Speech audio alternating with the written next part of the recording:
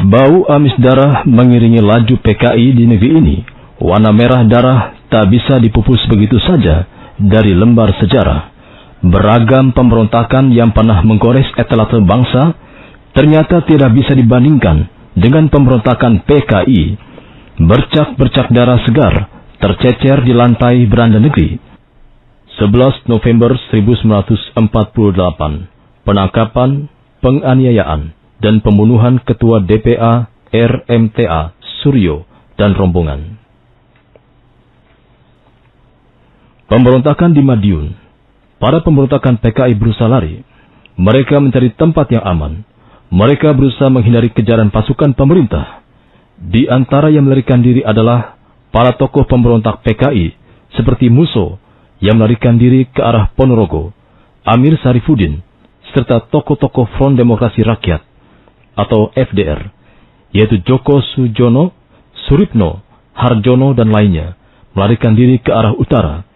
Mereka bergabung bersama pasukan pemberontak Maladi Yusuf yang juga berusaha lari menuju arah utara, Rembang dan sekitarnya. FDR didirikan di Solo 26 Februari 1948. FDR adalah jelmaan dari fraksi sayap kiri yang terdiri dari PKI, Partai Sosialis yang dipimpin oleh Amir Sarifudin, Barisan Tani Indonesia BTI, Sentral Organisasi Buruh Seluruh Indonesia SOPSI, dan Pemuda Sosialis Indonesia Pesindo. Didirikan oleh Amir Sarifudin, FDR merupakan penggerak utama pemberontakan di wilayah Madiun.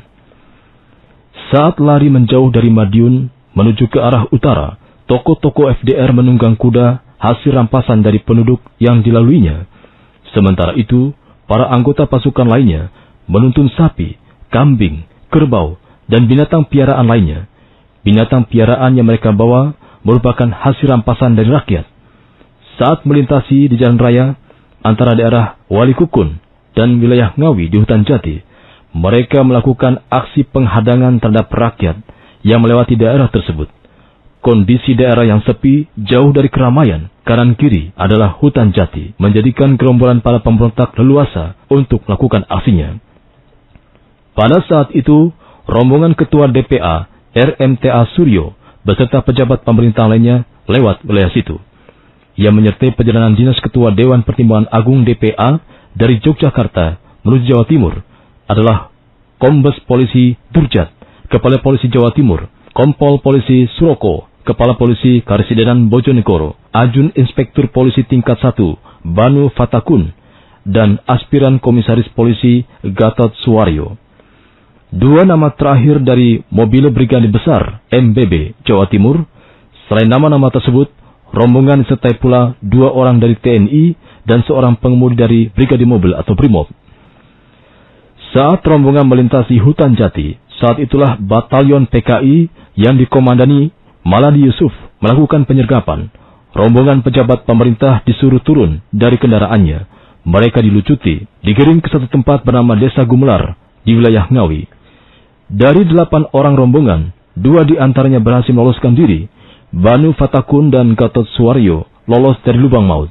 Yang lain, termasuk Ketua DPA sekaligus mantan Gubernur Jawa Timur Suryo, dibunuh oleh mereka.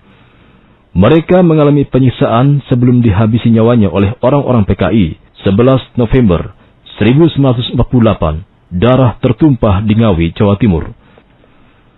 Itulah yang dilakukan orang-orang PKI, menyiksa dan membunuh. Kejahatan yang melanggar HAM begitu transparan dilakukan oleh orang-orang komunis. Anehnya, kini mereka menuntut kepada pemerintah untuk meminta maaf, merehabilitasi, dan memberikan ganti rugi. Kejahatan apalagi yang akan mereka perbuat terhadap rakyat dan bangsa Indonesia.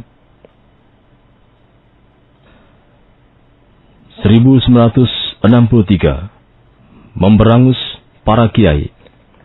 Bagi PKI, menggunakan cara-cara keji merupakan sesuatu yang sah. Kader-kader komunis dimanapun dididik untuk menghalalkan segala cara, termasuk mencela, memfitnah, menjatuhkan, hingga menghilangkan nyawa.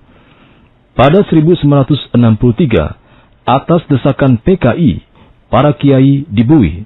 Tak jelas yang dituduhkan terhadap para kiai. Akibat pengaruh PKI, aparat hukum yang ada pada waktu itu bertindak sewenang-wenang. Tersebutlah nama-nama seperti Kiai Haji Buya Hamka, Kiai Haji Yunan Helmi Nasution, Kiai Haji EZ Muttaqin, Kiai Haji Isa Ansori, Kiai Haji Mukhtar Ghazali, Kiai Haji Saleh Iskandar, Kiai Haji Ghazali Sahlan, dan Kiai Haji Dalari Umar. Mereka dikenal para kiai anti Nasakom. PKI secara licik membenturkan para kiai dengan aparat pemerintahan. Akibat pakar PKI ini, kebebasan para kiai pun terenggut, hak untuk hidup bebas terbelenggu. Aksi PKI ini telah melanggar Undang-Undang HAM Pasal 34 UU Nomor 39 Tahun 1999 yang secara tegas menyebutkan bahwa setiap orang tidak boleh ditangkap dan ditahan secara sewenang-wenang. PKI dengan kritikannya hendak memberangus para kiai melalui tangan aparat pemerintah. Januari 1965, peristiwa Kanigoro menyerbu, merampas, dan menginjak-injak Al-Quran. Mulai 9 Januari 1965, pelajar Islam Indonesia (PII) mengadakan kegiatan pelatihan di Desa Kanigoro, Kecamatan Kras, Kediri. Acara yang awalnya berlangsung lancar, tiba-tiba berubah tegang dan mengerikan. Menginjak hari keempat acara pelatihan, saat menjelang sholat subuh, gerombolan massa PKI dari unsur Pemuda Rakyat dan Barisan Tani Indonesia (BTI) menyerbu ke dalam masjid. Massa yang diperkirakan berjumlah 1.000 orang berusaha membubarkan acara PII tersebut. Mereka membawa berbagai senjata tajam. Suasana pun semakin tak terkendali. Jumlah massa menyerang jauh lebih banyak. Teriakan "Gayang Santri, Ganyang Sorban" terus didengung-dengungkan. Pada 13 Januari 1965, massa PKI mengobrak-abrik masjid. Mereka mengambil buku-buku dan Al-Quran lalu dimasukkan ke dalam karung. Kemudian karung itu mereka lemparkan keluar masjid. Mereka menginjak-injak Al-Quran. Para santri peserta pelatihan pun digiring dalam keadaan tangan terikat di bawah ancaman senjata. Sebuah aksi penolakan terhadap agama dan kebencian terhadap Islam dan kaum muslimin. Aksi mereka tak sampai di situ saja. Rumah seorang kiai yang berdekatan dengan masjid diserbu juga. Kiai yang tengah berada dalam rumah dikeluarkan selain dipukul dan ditendang. PKI memang anti-Islam. Masa itu, di wilayah Kediri dan sekitarnya, PKI paling berjaya. Pengikut PKI berjumlah sangat banyak. Bahkan kader-kader PKI banyak yang duduk di pemerintahan. Adapun jumlah kaum muslimin relatif lebih sedikit. Kondisi semacam itu memudahkan PKI untuk memobilisasi massa. Kediri dan Blitar termasuk basis massa PKI di Jawa Timur. Karena itu tak mengherankan apabila para pentolan PKI lari bersembunyi ke daerah itu. Pentolan PKI menghindari kejaran TNI dan rakyat yang tengah gencar menumpas para pemberontak. Rewang, seorang pengurus elit PKI, bersama Olowan Hutapea melarikan diri ke Blitar Selatan, walaupun akhirnya berhasil tangkap dan dihukum. Maka, melihat aksi PKI yang keji, masih adakah yang melakukan kebedaan PKI? Jelas tegas merupakan pelanggaran HAM yang sangat menjijikkan. Selamanya, komunisme bertentangan dengan ajaran Islam dan NKRI.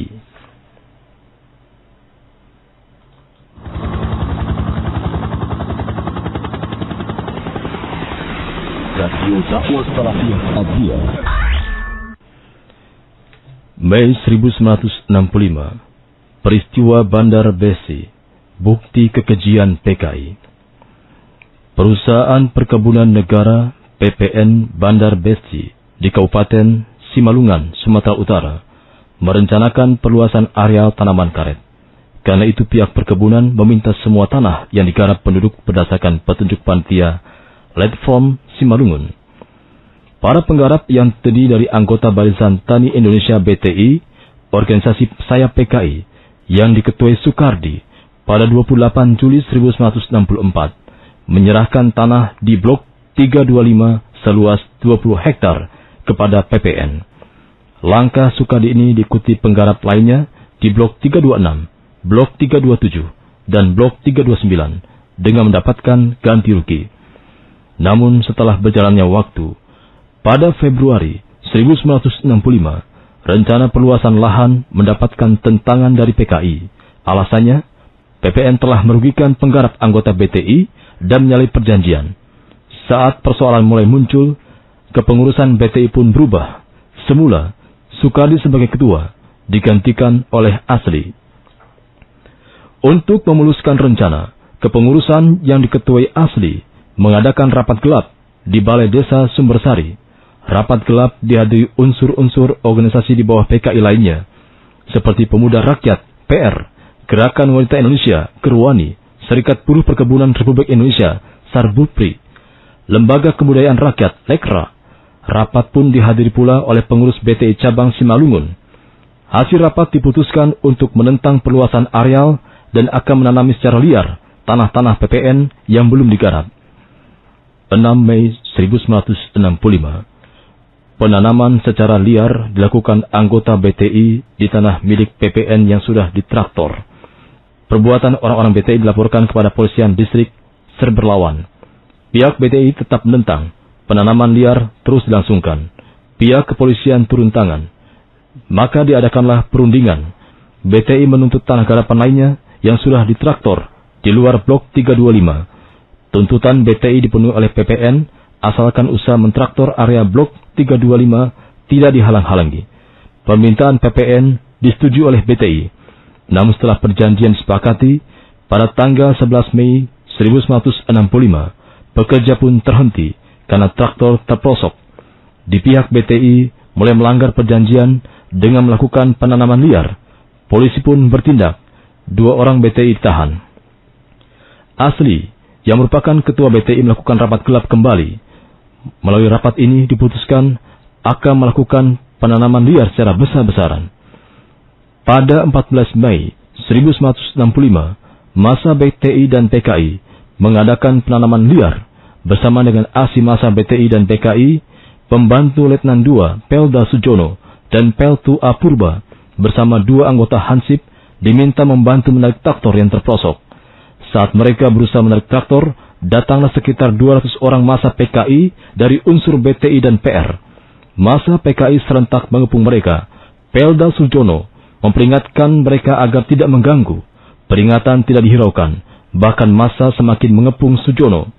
Massa PKI, BTI dan PR semakin beringas. Mau apa? Massa menantang Pelda Sujono. Bawa 1 kompi lagi untuk berkelahi, kami tidak takut, kata mereka semakin menantang. Akhirnya Pelda Sujono dikeroyok massa. Pelda Sujono diserang membabi buta.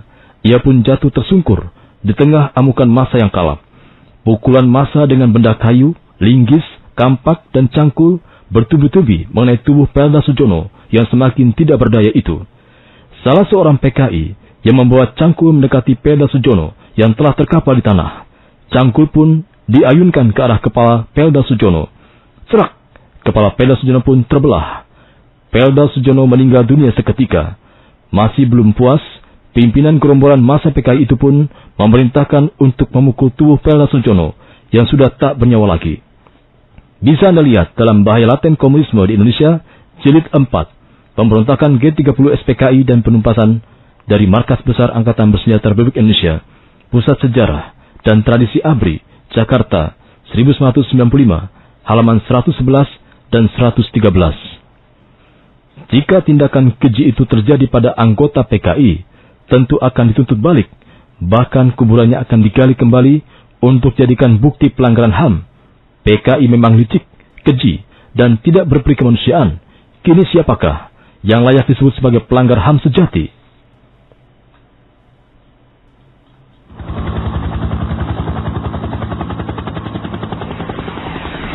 Radio Dakwah Salafiyah Al-Dia. Oktober 1965, peristiwa Cemetuk meracuni kaum muslimin. 18 Oktober 1965, orang-orang PKI yang menyamar sebagai anggota GP Ansor Desa Karangasem yang sekarang adalah Desa Yosomulyo, Kecamatan Gambiran, Banyuwangi, mengundang pengajian anggota Ansor yang tinggal di Desa Muncar. Tanpa curiga sedikit pun, undangan itu dipenuhi. Selain orang-orang PKI yang menyamar sebagai anggota GP Ansor, para anggota Gerakan Wanita Indonesia, Gerwani, menyamar pula sebagai anggota Fatayat NU. Sebagaimana biasanya, acara pengajian di desa disuguhi makanan. Namun, yang disuguhkan pada acara tersebut tak semata makanan. Suguhan makanan itu telah ditaburi racun. Akibatnya, 60 orang menjadi korban. Sebagian kecil saja yang lolos dari jebakan maut orang-orang PKI. Korban yang diracun, mayatnya dimasukkan ke dalam lubang di Dusun Cemetuk, Desa Kluring, Kecamatan Kluring, Banyuwangi.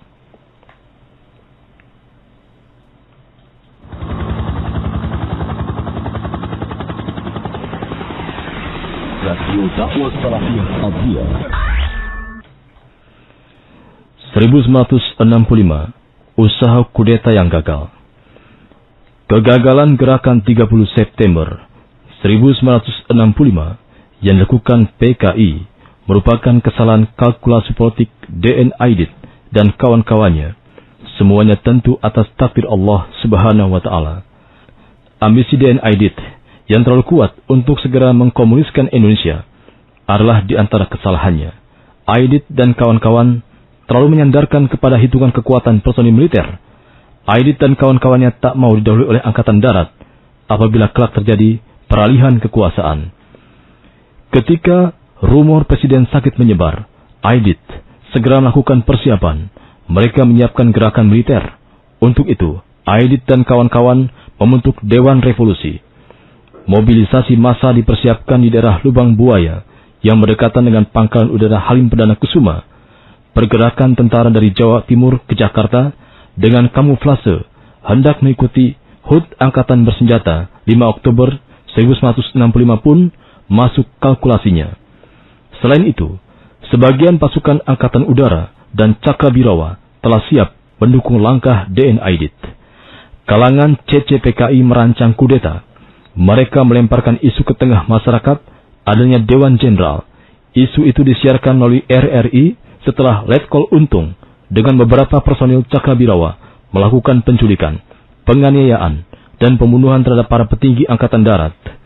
Peristiwa barbar itu dilakukan pada pagi buta pada 1 Oktober 1965. Para petinggi Angkatan Darat itu ada yang dibunuh dengan cara keji di rumahnya, ada pula yang ditangkap hidup-hidup lalu dibawa ke Lubang Buaya. Para petinggi Angkatan Darat dieksekusi di Lubang Buaya.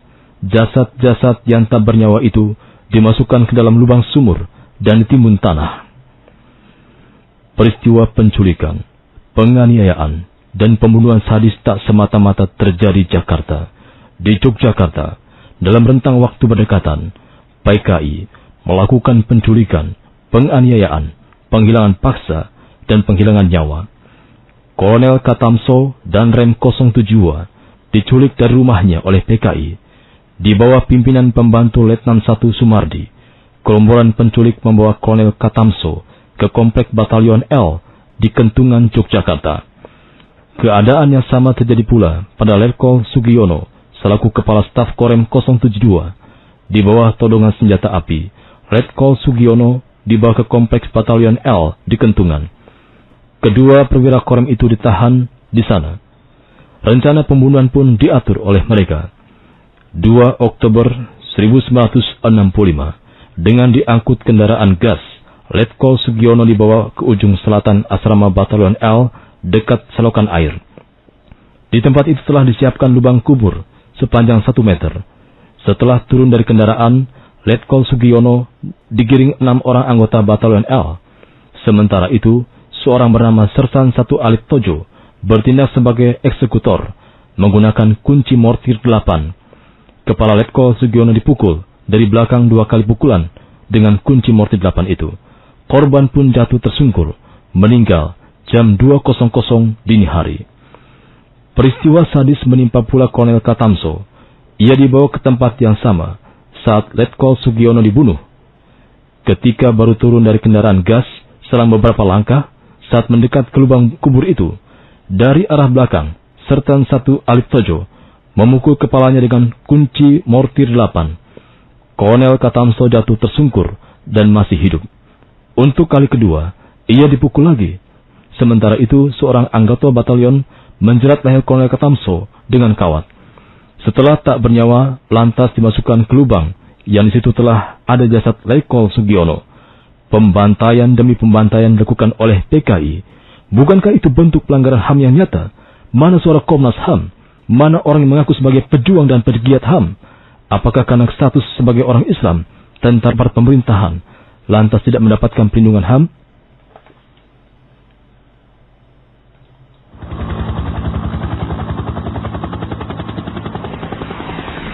Radio Dakwah Salafiyah Al-Dia.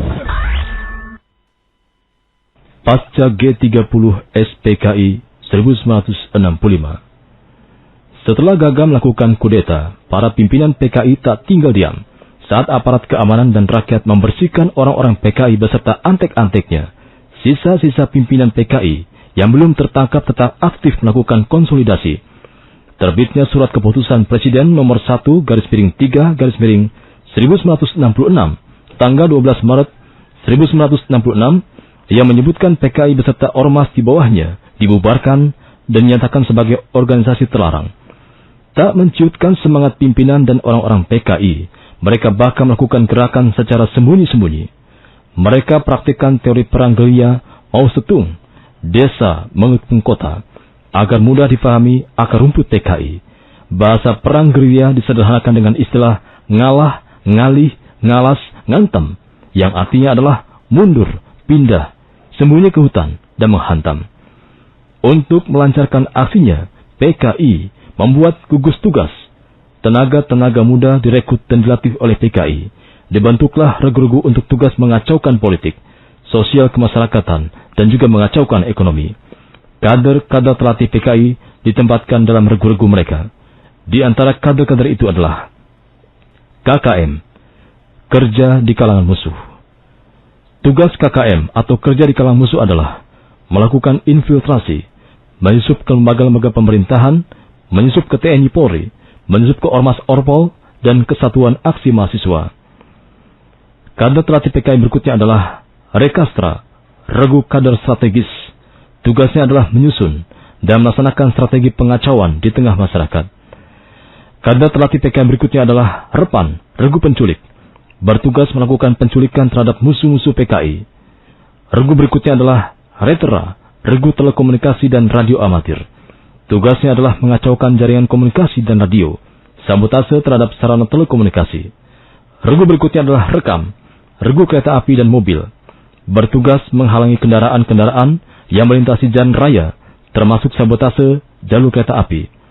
Regu berikutnya adalah 3P, penculik, penggarong, dan perkosaan.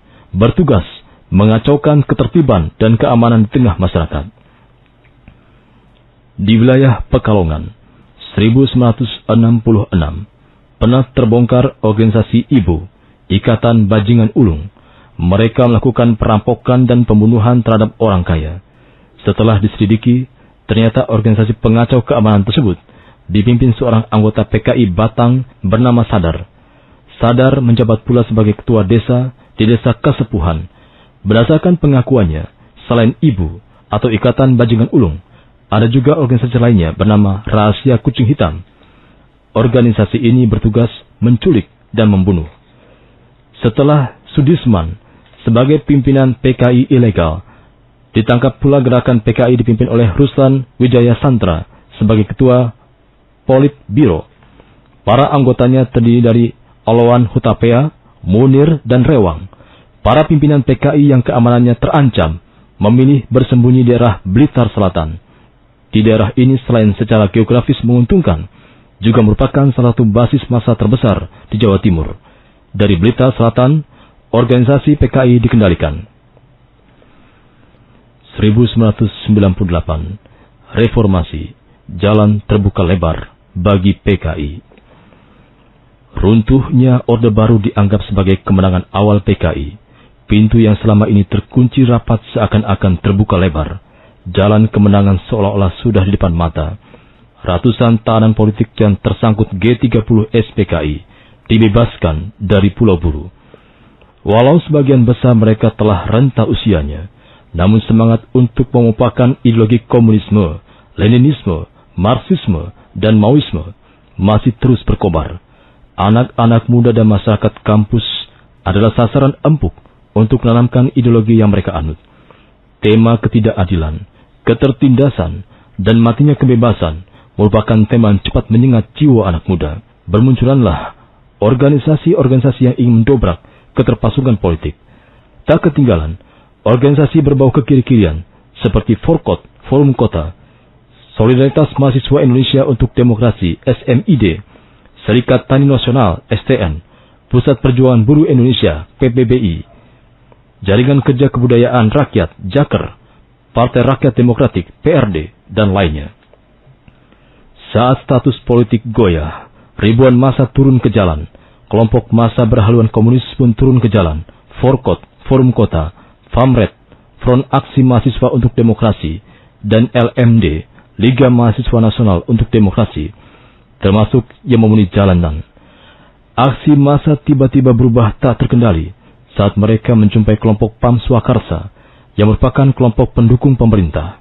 Beberapa demonstran jalanan itu menyerang kelompok PAM Swakarsa yang berasal dari komunitas masyarakat Ambon di Jakarta. Akibat penyerangan di Semanggi tersebut, 2 orang anggota PAM Swakarsa tewas mengenaskan. Itu terjadi pada 13 November 1998. PKI hanya memunculkan masalah. Entah berapa korban jiwa yang telah dilahirkan lantaran adanya PKI. Akankah bangsa ini mengulang kembali, membiarkan PKI tumbuh di negeri ini? Sebagai seorang Muslim, sikap terhadap komunisme, Leninisme, Maoisme, Marxisme, radikalisme, dan terorisme sudah sangat jelas dan tegas. Berbagai pemahaman yang merusak tatanan hidup bermasyarakat dan berbangsa harus ditepis dan dihilangkan. Semua paham itu harus dilarang. Setiap penguasa yang memerangi paham-paham sesat dan membahayakan kaum muslimin harus didukung. Tidak orde baru, tidak orde lama, tidak juga orde reformasi. Apabila penguasa muslim yang memerintahkan sesuatu yang baik selaras syariat, hendaknya ditaati dan didukung. Semoga Allah Subhanahu wa Ta'ala senantiasa memberikan hidayah taufiknya kepada pejabat pemerintahan yang telah berusaha menyelamatkan rakyatnya dari berbagai ajaran sesat dan menyesatkan. Amin. Allahumma amin. Wassalamualaikum warahmatullahi wabarakatuh.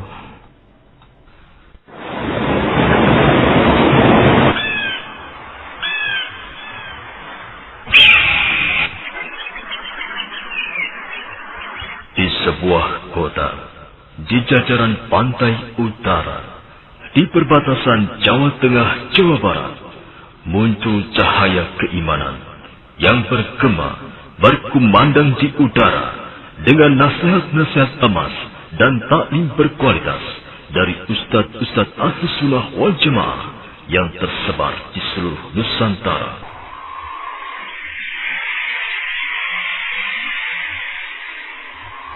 Dipancarluaskan di frekuensi FM 107,7 MHz. Inilah Radio Dakwah Salafiyah Al-Diyah.